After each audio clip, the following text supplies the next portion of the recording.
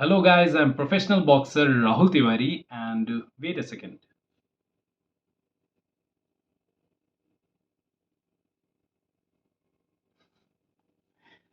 Do you really think I'm gonna take it? No. ये सिर्फ इस वजह से है कि आज जिस टॉपिक पे मैं बात करना चाह रहा हूँ आपसे, इससे काफ़ी जुड़ा हुआ है और नशे से तो बहुत ज़्यादा। ज़्यादा टाइम ना लेते हुए मैं आपसे बताना चाहता हूँ जिस टॉपिक के बारे में बात करना चाहता हूँ। The topic is depression and anxiety. जी हाँ, डिप्रेशन और एनेक्साइटी। ये दो इतनी खतरनाक बीमारियां हैं, इतनी खतरनाक कि आई थिंक मेरे हिसाब से आई थिंक इंडिया का दूसरा या वर्ल्ड का हर दूसरा या तीसरा आदमी इससे ग्रसित होगा। श्योर शॉर्टेड है, 100%। यहाँ तक कि आजकल आप 15-16 साल के बच्चों से मिल लीजिए तो वो भी डिप्रेशन में रहते हैं।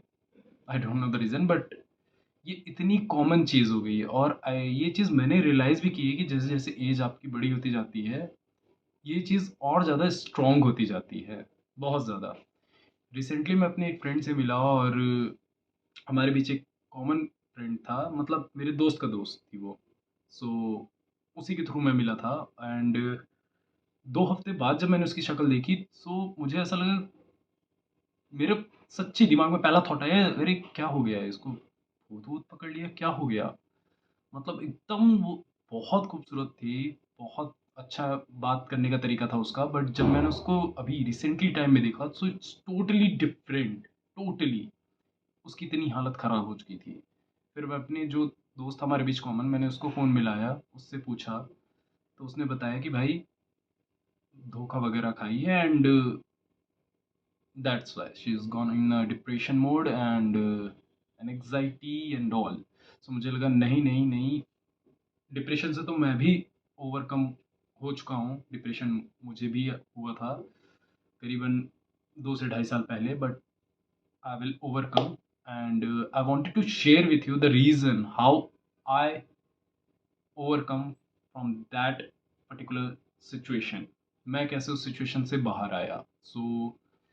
ये बहुत ही कॉमन प्रॉब्लम है गाइस, और बहुत ही बड़ी प्रॉब्लम है, जो कि I think every single person is suffering from that.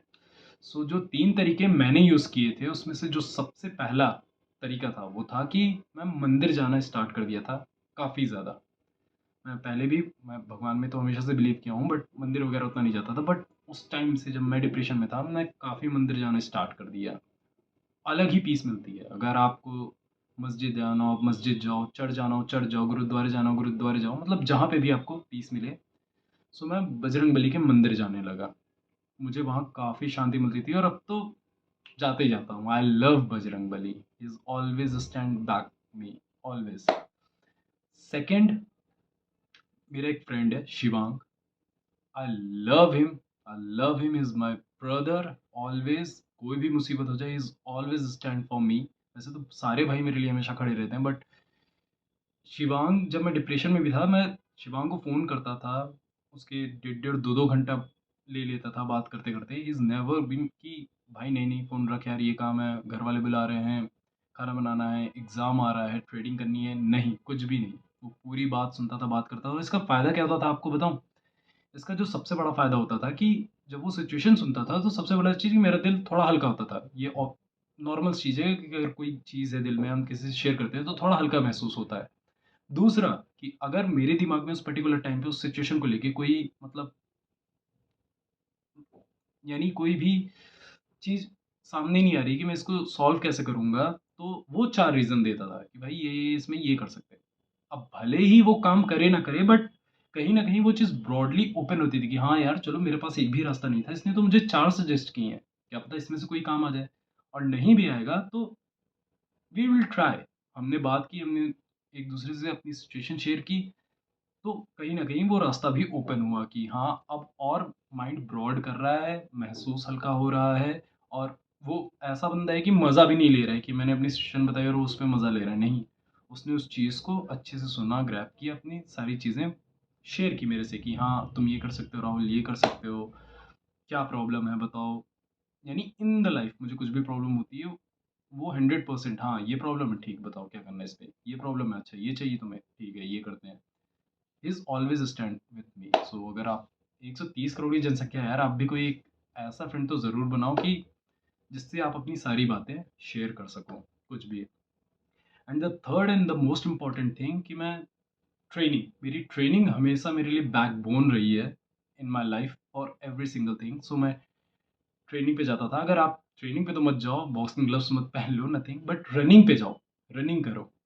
Running करोगे, थकान महसूस होगी, पसीना होगा, आपको अच्छा लगेगा, नींद अच्छी आएगी, माइंड और अच्छा वर्क करेगा। रनिंग नहीं कर पा रहे हो, बैडमिंटन खेलो, बैडमिंटन नहीं कर पा रहे हो, सो कोई भी फिजिकल एक्टिविटी, छुआ छुअल्ली खेलो, ice price Khelo, anything which you want. और ऐसा नहीं कि छोटे बच्चे ही खेलते हैं, बड़े हो गए तो भी खेल लो, जिसमें आपको मतलब थोड़ी फिजिकल एक्टिविटी हो और अच्छा लगे, महसूस अच्छा हो। तो ये 3 तरीके थे जो मैं यूज़ करता था जब मैं डिप्रेशन वाले फ़ेज़ में था। And I will suggest you guys, और हम्बल रिक्वेस्ट है आपसे कि अगर आपको इस टॉपिक के बारे में या इससे रिलेटेड आपने कभी सफ़र किया हो और आपने ओवरकम किया हो, तो वेल एंड गुड है। सो आप अपना कोई भी आइडिया, कोई भी थॉट मेरे साथ शेयर कर सकते हो।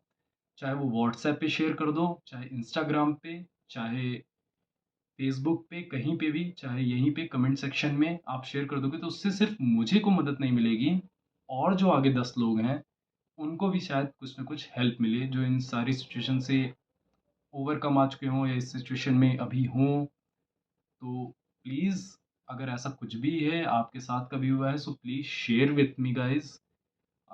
So thank you a lot अगर आप कोई भी इससे रिलेटेड कोई भी चीज़ मेरे साथ शेयर करोगे। So thank you for this. Hit harder.